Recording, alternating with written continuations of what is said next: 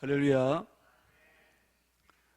미국의 22대, 24대 대통령인 클리브랜드는 매우 훌륭한 그런 대통령으로 미국의 화폐 $1000에 그의 초상화가 인쇄되었고 또 그의 동상도 세워졌습니다.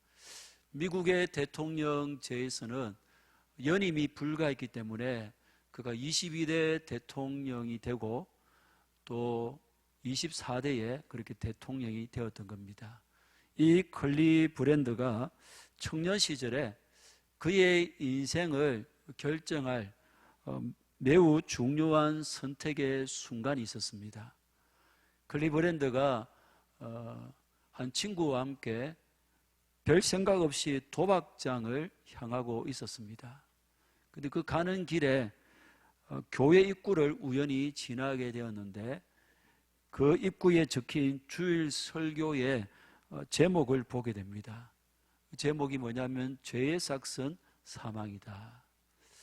그 제목을 보는 순간에 이 클리브랜드는 그 마음에 어떤 죄의식을 느끼게 됩니다. 그래서 친구에게 오늘은 도박장에 가지 말고 저 교회나 가자, 그렇게 이야기를 합니다. 그래서 그 친구는 갑자기 웬 교회, 한번 결정했으니까 도박장에 가자. 그래서 결국 그 친구는 처음에 결심대로 도박장에 가서 도박을 하게 되었고, 클리브랜드는 그 교회에 이제 예배에 참석하게 됩니다. 그 순간에 그는 그곳에서 목사님의 설교를 듣고 자기가 죄인임을 깨닫게 되고 회개하고 예수 그리스도를 구주로 영접하고 새 사람으로 거듭나는 체험을 하게 됩니다. 그렇게 예수님을 만난 이후 30년이 지난 후에 미국의 22대 대통령으로 취임하게 된 것이죠. 그리고 그가 그 대통령으로 취임하게 되는 그 순간에 30년 전에 도박장을 선택했던 그 친구는 감옥에서 자신의 친구인 클리브랜드가 대통령으로 취임하는 기사를 읽게 된 것입니다. 그리고는 가슴을 치면서 후회합니다. 30년 전에 한순간의 선택이 이렇게나 크나큰 결과의 차이를 가져오게 되는 줄을 비로소 깨달았기 때문입니다.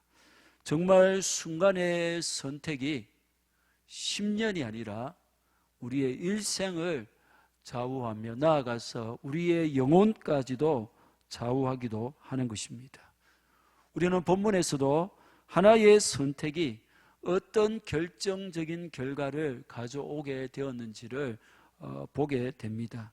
갑작스럽게 가축이 불어나 아브라함의 목자와 롯의 목자가 좋은 목초지를 확보하기 위해서 서로 다투기 시작했습니다. 그리고 그 가축이 불어날수록 그 다툼은 더욱 잦아들게 되고 또 그 다툼은 더 치열해졌습니다. 결국 아브람은 롯에게 선택을 요구했고 롯은 서슴없이 선택하는데 그 선택이 그 롯의 인생의 결말을 어떻게 만들어 갔는지를 우리는 너무나 잘 압니다. 그만큼 선택이 중요한 겁니다.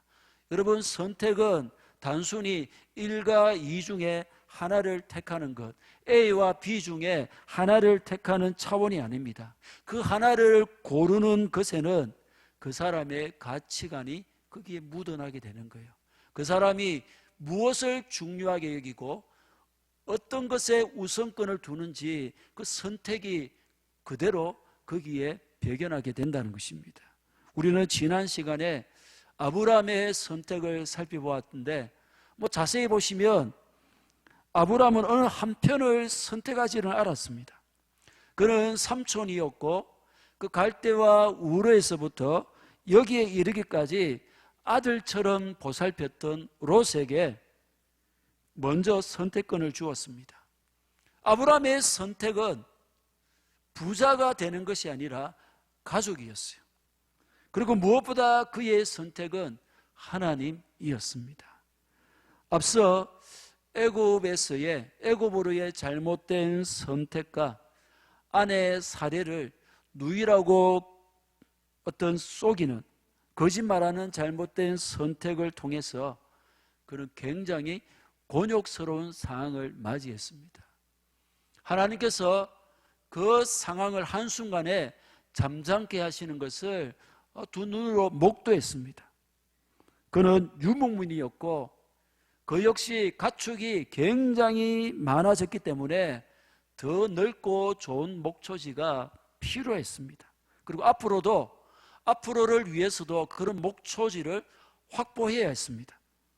하지만 그에게 우선권은 하나님이셨습니다. 하나님이 함께 하시면, 하나님이 도우시면 어떤 땅이 주어진다 할지라도 문제될 것이 없음을 확신했습니다. 그래서 조카이며 아들 같은 롯에게 네가 먼저 선택해라, 네 마음에 원하는 대로 선택해라, 그렇게 우선권을 줄 수가 있었던 겁니다. 9절 말씀을 함께 봅니다. 시작. 내 앞에 온 땅이 있지 아니하냐? 나를 떠나가라. 내가 좌하면 나는 우하고 내가 우하면 나는 좌하리라. 떠나가라, 명령형이 아니라 이거는 애원에 가까운 권유입니다. 스스로 분리하라, 이런 의미를 가집니다. 아브라함은 조카 롯에게 네 앞에 온 땅이 있지 않느냐? 네 눈으로 저 땅을 잘 살펴보고 네가 원하는 대로 그 땅을 선택하라는 거예요. 그리고 조카 롯이 땅을 선택하면 자기는 그 롯이 선택한 반대 방향의 땅을 선택하겠다, 그렇게 명확히 합니다. 좋은 땅에 대한 욕구는 누구에게나 있습니다. 역사 이래 계속 되어 오고 있는 수많은 전쟁의 목적 중에 그 중요한 목적 중에 하나가 바로 이 땅입니다. 땅.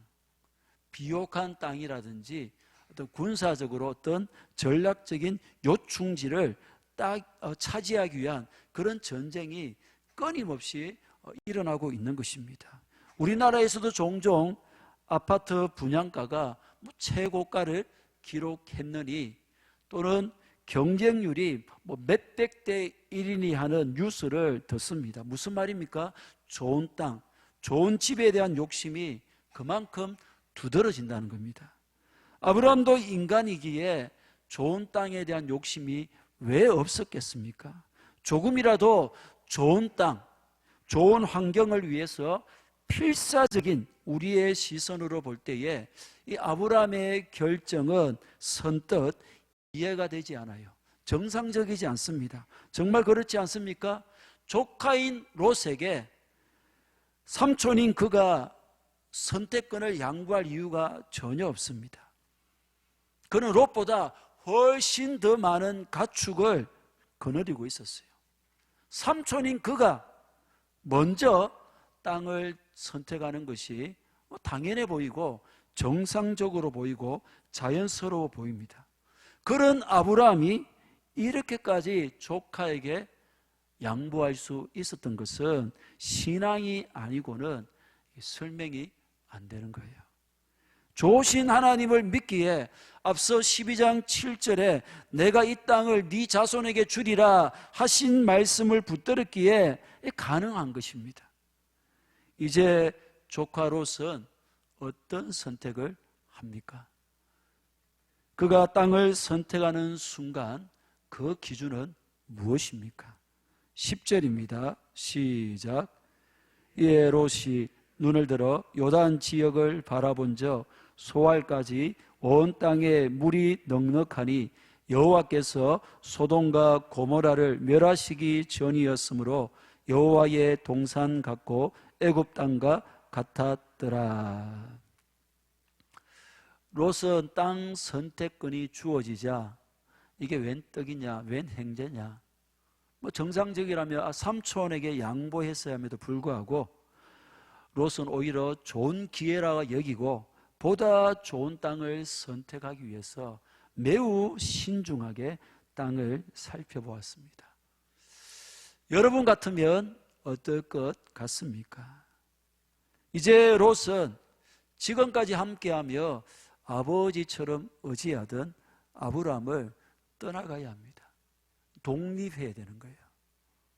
이제는 롯 자신이 어떤 선택을 하고 그 선택에 대한 책임을 자신이 져야 하는 것입니다. 아마 그의 마음에는 삼촌 아브라함을 떠나가도 혼자서 얼마든지 잘 살 수 있다는 자신감이 있었는지 모르겠습니다. 삼촌이 보란 듯이 잘 살고 말겠다, 성공하고 말겠다, 이런 결심이 섰는지도 모르겠습니다. 그는 지금 어쩌면 그의 인생에서 가장 중요한 선택의 순간에 서 있습니다. 그렇기에 아주 자세하게 땅을 살피는 것도 꼭 필요하지만, 그가 만약 하나님을 믿는 자였다면 그는 무엇보다 우선적으로 기도했을 겁니다. 너무나 중요한 결정이고 선택이었기에 그 무엇보다 우선적으로 기도가 선행되어야 하는 것은 너무나 당연합니다. 그런데 안타깝게도 롯은 기도하지 않았습니다. 하나님의 마음이 어떠한지, 하나님의 마음이 어디에 있는지는 고려조차 되지 않았습니다. 그러니 롯은 땅을 살피는데 철저하게 세상적인 기준과 관점으로만 그 땅을 보기 시작합니다. 롯이 있는 베델은 높은 지역으로 요단강 주변과 사해의 북쪽 지역이 훤히 보입니다. 오늘날에는 이 지역이 별로 매력이 없어 보입니다. 그런데 이 본문에서 말씀하고 있듯이 소돔과 고모라가 심판이 있기 전인 이 지역은 매우 아름답고 풀도 많았습니다. 얼마나 비옥하고 매력적이었으면 여호와의 동산, 즉 에덴 동산 같았고 애굽 땅과 같았다라고 했겠습니까? 문제가 무엇입니까? 롯은 하나님이 아브라함에게 약속하신 땅이 아니었음에도 불구하고 그 땅이 그의 눈에 너무 매력적으로 보였다는 거예요. 그 땅을 선택하기만 하면 아브라함을 떠나가서 살아가는데 아무 문제가 없을 것 같습니다. 자기의 가산을 크게 일으킬 것 같고 틀림없이 성공하게 될 것 같은 황금의 땅 엘도라도로 그렇게 보인 거예요. 사랑 여러분, 내 눈에 세상이 아름답게 보이고 세상이 좋게 보이기 시작하면 그게 문제인 거예요. 아담과 하와도 하나님이 금하신 선악을 알게 하는 나무 열매가 먹음직도 하고 보암직도 하고 지혜롭게 할 만큼 탐스럽게 보였어요. 그래서 그 선악을 알게 하는 나무 열매를 먹은 겁니다. 만약에 죽음의 독처럼 흉하게 보였다면 그 열매를 먹었겠습니까? 그렇지 않습니다. 좋아 보이니 행복을 보장해 줄 것 같고 성공이 보장된 것 같으니 자연스럽게 그걸 선택하는 거예요. 왜 죄악된 세상이 좋아 보이고 편해 보입니까? 하나님의 뜻과 상관없이 살아가는 것이 달콤하게 느껴지고 자유롭게 느껴지는 것입니까? 결국 그 마음의 문제인 것입니다. 솔로몬 왕을 보십시오. 왕이 되었을 때에 하나님께 일천번제를 드릴 정도로 하나님의 은혜와 도움을 구했던 왕입니다. 이스라엘의 최전성기를 열었던 그가 말년에 이르러 왜 하나님의 말씀에 어긋난 선택을 하게 되는 것입니까? 열왕기상 11장 3절 4절입니다. 시작. 700명이요 첩이 300명이라 그의 여인들이 왕의 마음을 돌아서게 하였더라. 솔로몬의 나이가 많을 때에 그의 여인들이 그의 마음을 돌려 다른 신들을 따르게 하였으므로 그의 아버지 다윗의 마음과 같지 아니하여 그의 하나님 여호와 앞에 온전하지 못하였으니. 그 결과가 어떻게 되면 5절 6절 이는 시돈 사람의 여신 아스다롯을 따르고 암몬 사람의 가증한 밀곰을 따름이라. 솔로몬이 여호와의 눈앞에서 악을 행하여 그의 아버지 다윗이 여호와를 온전히 따름같이 따르지 아니하고. 마음이 너무 중요한 거예요.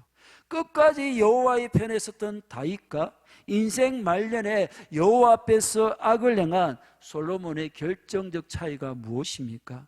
마음을 지키느냐, 그 마음을 지키지 못하느냐, 그 차이입니다. 젊었을 때의 솔로몬의 눈에 이런 우상들이 섬길 만한 모습으로 비쳤겠습니까? 가증한 것으로 보일 뿐이었어요. 그런데 왜 그토록 지혜로운 솔로몬의 눈에 지금은 이런 우상들이 자기가 따르고 섬길 만한 것으로 보인 것입니까? 마음이 변했기 때문에 마음이 변해버렸다는 거예요. 그 마음이 아버지 다윗의 마음과 같지 아니하니, 젊었을 때의 그 마음과 같지 아니하니 이제 여호와 앞에서 온전히 행할 수도 없었고 악을 행할 수밖에 없었다는 겁니다. 그러므로 세상이 좋아 보이고 하나님의 말씀과 상관없이 살아가는 삶이 편해 보이고 자유롭게 보이고 하나님의 뜻과 마음을 헤아리기보다는 내 뜻대로 살아가는 것이 전혀 끄리낌이 없어 보이는 그런 모습은 결국 그 마음이 문제다는 거예요. 마음이 병들었다는 겁니다. 솔로몬처럼 마음이 변해버렸기 때문입니다. 그렇습니다. 내 마음이 하나님의 다스림과 하나님의 통치를 받지 못하면 내 눈이 분별력을 잃어버리게 되고 내 삶이, 내 행동이 그런 악을 거침없이 행하게 되어버립니다. 마음이 중요한 거예요. 마음이 우선입니다. 그래서 우리가 염려함으로 기도하면 하나님께서 우선적으로 우리의 마음과 생각을 평강으로 지키신다, 그렇게 말씀하죠. 뿐만 아니라 잠언 4장 23절에서는 모든 지킬 만한 것 중에 더욱 내 마음을 지키라. 여러분, 저에게도 가장 버거운 싸움이 이 마음을 지키는 싸움이에요.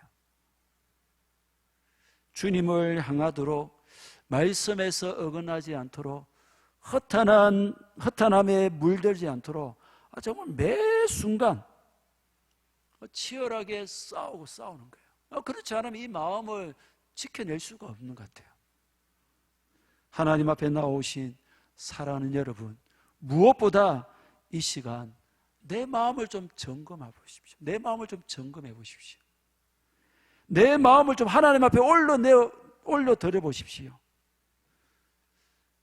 내가 내 마음을 좀 주장하도록 그렇게 하지 마시고 하나님이 내 마음을 주장하실 수 있도록 이 마음을 좀 하나님 앞에 올려드리십시오. 주님이 내 마음에 자정하시고 내 마음을 성전 삼으셔서 내 모든 것을 다스리시는 은혜가 있기를 진심으로 축복합니다. 11절입니다. 시작. 그러므로 롯이 요단 온 지역을 택하고 동으로 옮기니 그들이 서로 떠난지라. 롯은 세상적인 기준을 따라 좋은 땅을 선택했습니다. 그런 믿음의 사람, 하나님의 사람 아브라함을 떠나갔습니다. 지금까지 자신을 붙들어주고 인도해주던 아브라함을 떠나가면 자신의 믿음이 어떻게 될 것인지는 아예 생각조차 하지 않습니다. 그렇습니다. 롯은 하나님과의 관계가 어떻게 될 것인지는 처음부터 고려의 대상도 되지 않았습니다. 그는 아브라함과 함께하면서 하나님에 대한 믿음을 가지게 되었는지 하나님의 은혜를 한 번이라도 경험한 적이 있는지는 알 수가 없습니다. 분명한 것은 이 당시 롯에게 믿음을 찾아볼 수 없다는 거예요. 하나님의 은혜든 아브라함의 은혜이든 은혜도 전혀 모르는 자 같아요. 은혜를 안다면 삼촌에게 선택을 양보했을 것이고 이렇게 기다렸다는 듯이 거침없이 단호히 단칼에 아브라함을 떠나갈 수가 없었을 겁니다. 한편으로는 롯의 선택이 참 다행스럽게 보여요. 왜입니까? 만약에 롯이 요단 온 지역이 아니라 가나안 땅을 선택했다면 어떻게 되겠습니까? 아브라함이 반대편 요단 온 지역을 선택할 수밖에 없어요. 그렇게 되면 하나님의 약속은 다시 한번 위험에 빠지게 됩니다. 앞서 아브라함은 애굽에서 아내를 누이라 속임으로 자칫 사례가 바로의 아내가 되어서 내가 너로 큰 민족을 이루게 하시겠다는 그 하나님의 약속이 어긋날 위기를 만나게 됐죠. 이번에도 마찬가지입니다. 하나님께서 아브라함에게 이 땅, 저 가나안 땅을 너와 내 후손에게 주시겠다, 그렇게 약속을 하셨는데 롯이 가나안 땅을 차지해버리면 이 하나님의 약속이 또 한 번의 위기를 만나게 되는 것입니다. 다행히 아브라함이 실수해도 하나님의 약속이 공경에 처하지 않게 된 것은 롯은 아브라함에게 임한 하나님의 약속 같은 것에는 전혀 관심도 없었어요. 그에게는 오직 눈에 보이는 것이 전부였습니다. 사랑하는 여러분, 선택의 순간에 우선적으로 고려해야 될 것이 무엇이겠습니까? 그냥 우리가 이 땅에서 잘 먹고 잘 살면 되는 것입니까? 별 어려움 없이 편안하게 한 생애를 살다가 그렇게 가면 되는 것입니까? 아닙니다. 그것은 세상 사람들의 원함입니다.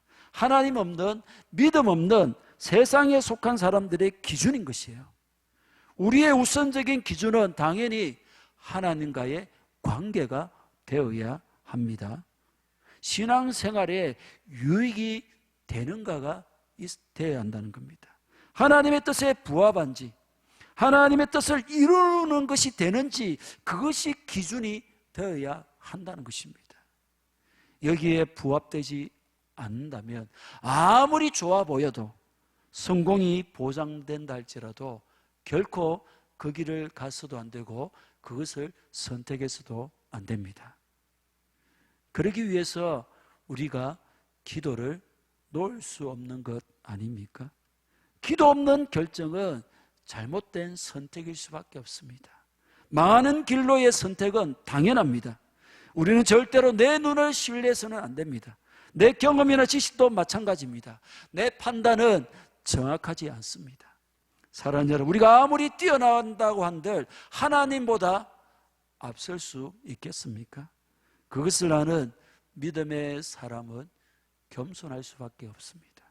모든 무릎을 꿇을 수밖에 없습니다. 자신의 모든 것을 내려놓고 무릎 꿇고 하나님이 결정해 주실 때까지 기다리게 됩니다. 그렇다면 오늘 나는, 현재 나는 기도의 사람입니까? 아니면 내 눈에 보이는 것을 신뢰하는 사람입니까? 기도하지 않는 눈은 마음이 변했기에 망할 땅도 좋아 보이며 만족해하게 됩니다.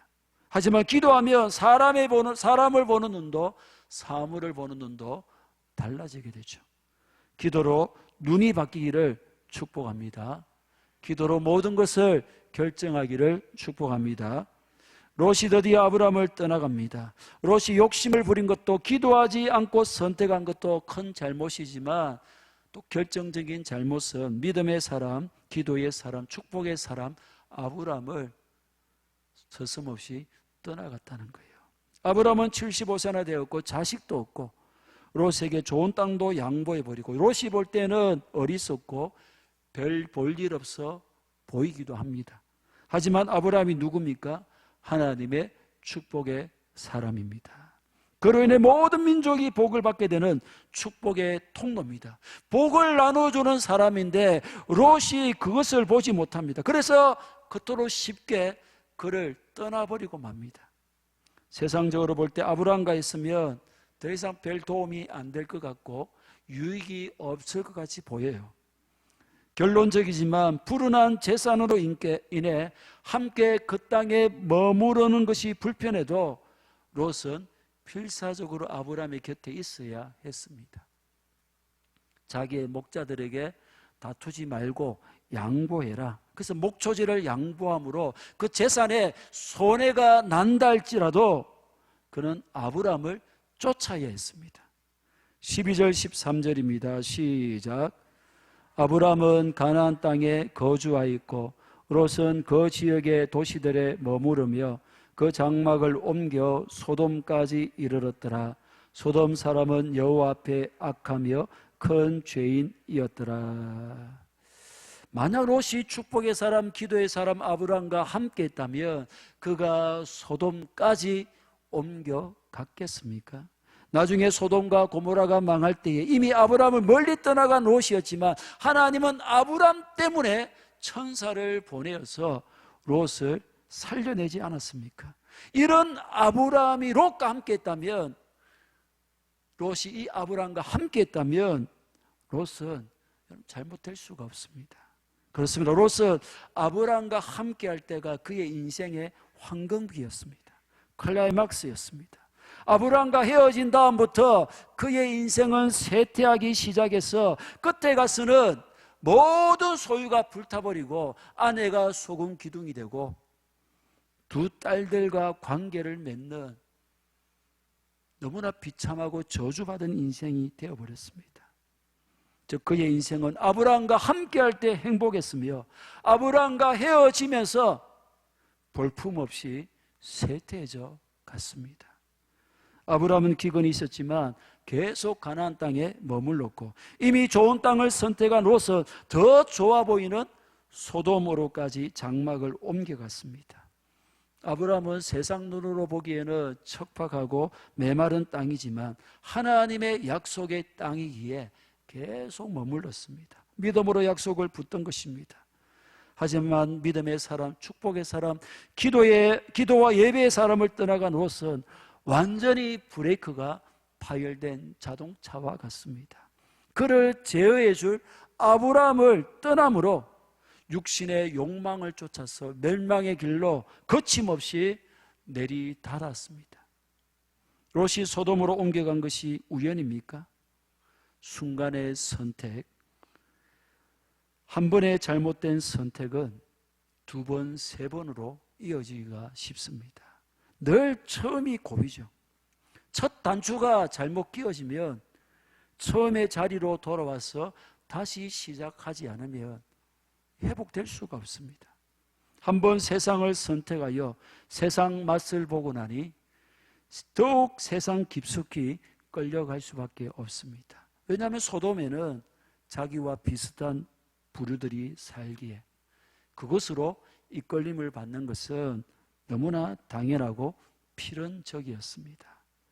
사랑하는 여러분, 나는 함께 망하려고 소돔으로 가고 있는 롯입니까? 아니면 하나님의 복을 사모하면서 가나안에 머물고 있는 아브람입니까? 거칠고 힘들어도 하나님의 약속을 붙들고 가나안 땅을 계속 선택하고 있습니까? 선택을 한번 할 때마다 점점 가나안 땅에서 벗어나게 되고 가나안 땅에서 멀어져 가고 있지는 않습니까?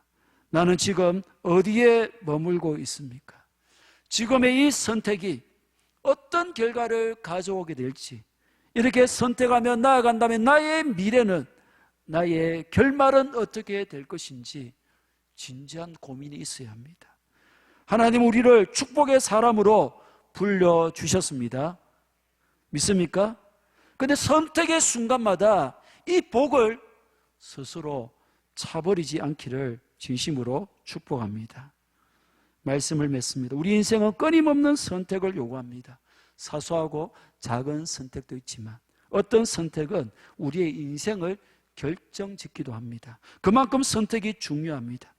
선택을 잘 하려면 수많은 선택의 순간에 그 기준이 무엇인가가 중요한데 그 기준이 변함이 없으려면 기도하셔야 합니다.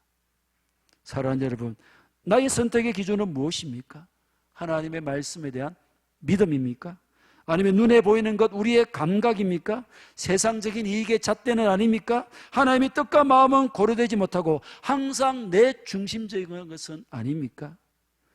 주를 향한 내 마음이 어느 순간 변해버리지는 않았습니까? 상황을 살피고 정황을 눈으로 잘 살피는 것도 중요하지만 우선적으로 기도해야 합니다. 겸손하게 갈 길을 밝혀 보여주시도록 주의 뜻을 묻고 그 뜻에 부합되는 선택을 해야 합니다. 또한 내게 허락된 하나님이 붙여주신 믿음의 사람, 기도의 사람, 예배의 사람, 축복의 사람과 가까이 하셔야 돼요. 그들의 기도와 관심을 가볍게도 번거롭게도 여기지 않아야 됩니다. 그들로 인해 어쩌면 내 신앙이 이나마 유지될 수 있기 때문입니다. 선택의 순간마다 세상을 부러워하거나 세상의 복을 원함으로 세상을 향하여 가까이 나아가는 것이 아니라 진정한 복인 하늘의 복을 사모하는 변함없는 마음으로 기도와 말씀으로 하나님의 뜻에 부합되는 은혜의 장소, 축복의 장소를 선택하며 늘 머무는 우리 모두가 되기를 주님의 이름으로 간절히 축복합니다.